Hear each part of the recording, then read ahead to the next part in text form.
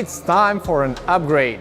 For my BMW R1200GS, I've always encountered problems while running on the highway with this windshield.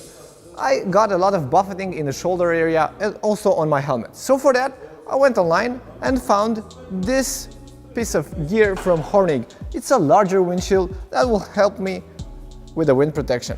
It's almost 10 centimeters taller and 5 wider. This should be enough wind protection even for a 6-footer like me. Hornig also provided me with some rubber cushions for the windshield and an additional mounting piece that should keep the windshield from wobbling and cracking. So it's an easy job to remove the windshield. I need my 25mm Torx wrench, only 2 bolts to remove. Let's get to work.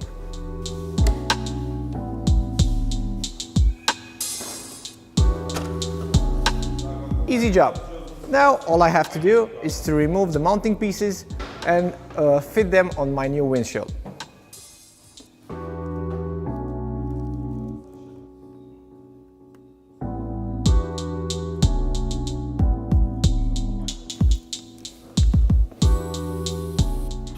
The first part is done. Now I need to fit the additional holding points for the larger windshield. So I have this kit that I have to fit on the bike. It's very easy to do it. Let me show you how.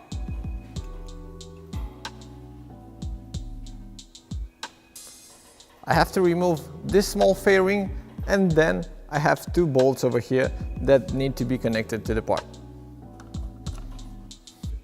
I'll slide the metal bracket in place with great care so I won't damage the windshield lifting system, and then bolt it on. This other half will be fitted on the top of the windshield, of the mounting point of the windshield, and it also comes with 2 plastic shims that need to be fitted. Time for the windshield to go on the bike.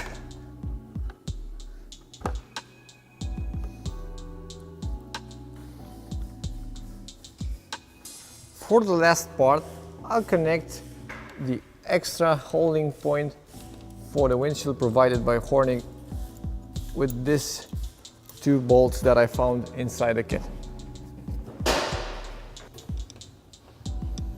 All the bolts are in place. Now I can check if my windshield still goes up and down. Just perfect. So I'll leave it up. And then I'll fit my small fairings on each side.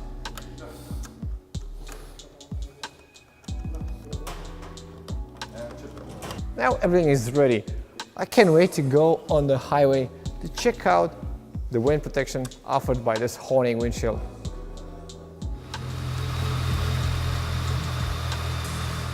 As a rider, it's very useful to make yourself heard in the traffic. So for that, I've taken in consideration replacing my original BMW R1200GS horn with a new one. And for that, I've took the Hornig Nautilus horn. This is a bigger unit and should make a lot of noise. Can't wait to fit it on the bike and hear how it sounds. For the first part, I've went to the manual that Hornig provided for me, and I have to remove some parts from the bike. At first I have to remove the saddle and some bits from fairings. Let's get to work.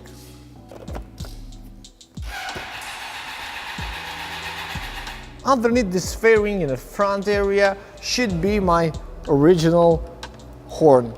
First I need to remove the fairing and then disconnect the horn and take it off the bike.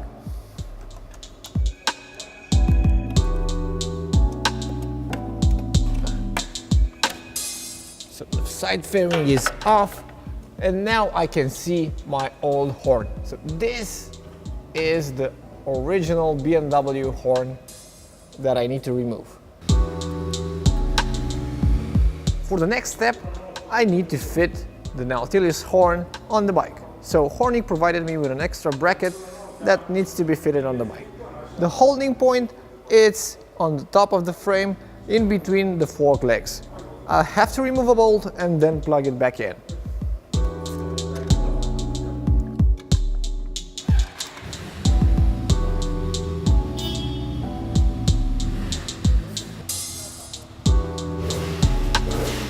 Time for the interesting part, the wiring.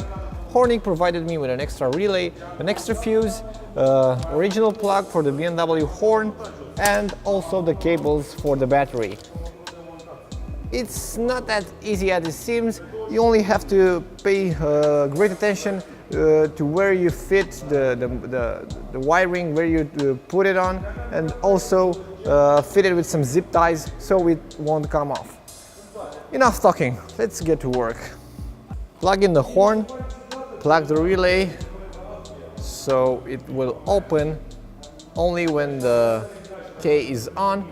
I need to somehow find a place to fit it on the bike. The extra wires, I need to fit them very tight somewhere, and I think this might be the right place to fit it on. So just like that over there. Then I'll connect the wires for the horn. The positive, that goes exactly to the horn. My wire comes nice along with the braking hoses, and then I have to be careful where I plug the red wire, so I should put it to the positive.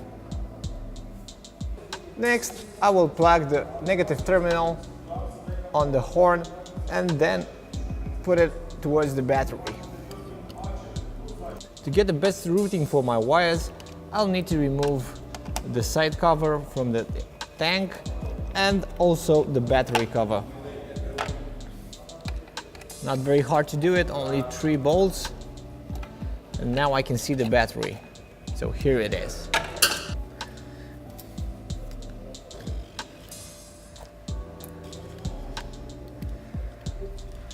So I found the best route for my wires.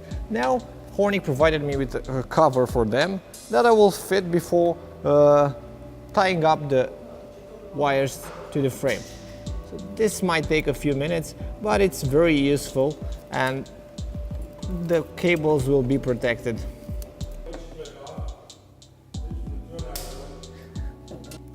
Now I can plug the horn to the battery. So red to positive, black to negative.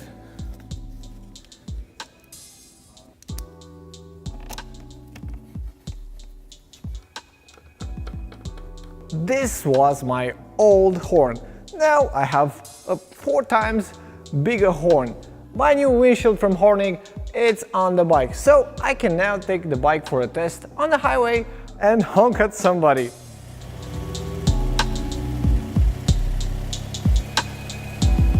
And now for the test. I'm on a highway.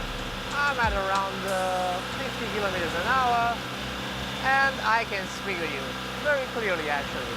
I don't feel any wind around my shoulders or around my face. Everything is going above my helmet. So far, so good.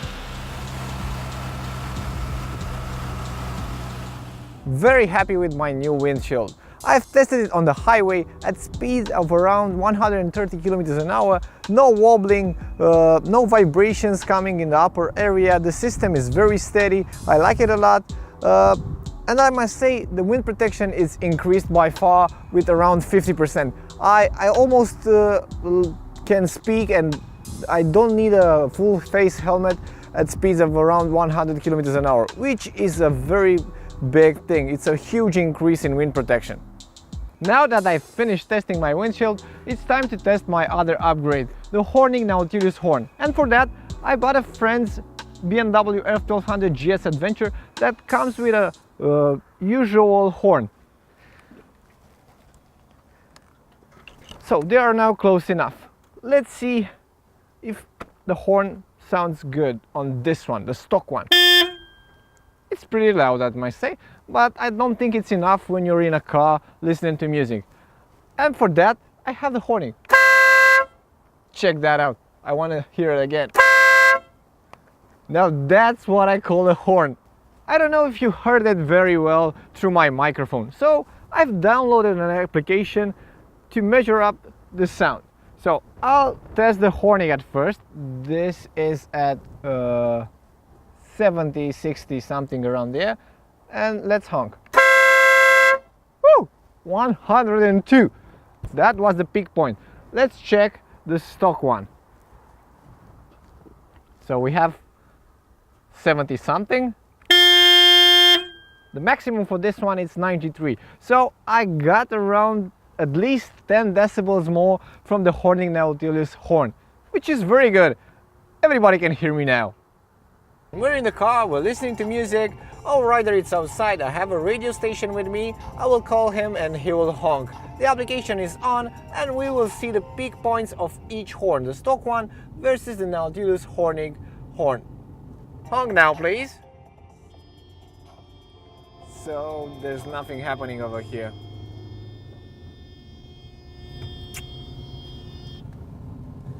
So we can hear him, but the application is not recording nothing from the stock horn. And now we will test the Nautilus horn from Hornig. Let's check it out. Honk now, please. So it's recovering around 80 and 85. So how was it? So it went to 85 maximum. The peak point was 85 decibels in the car.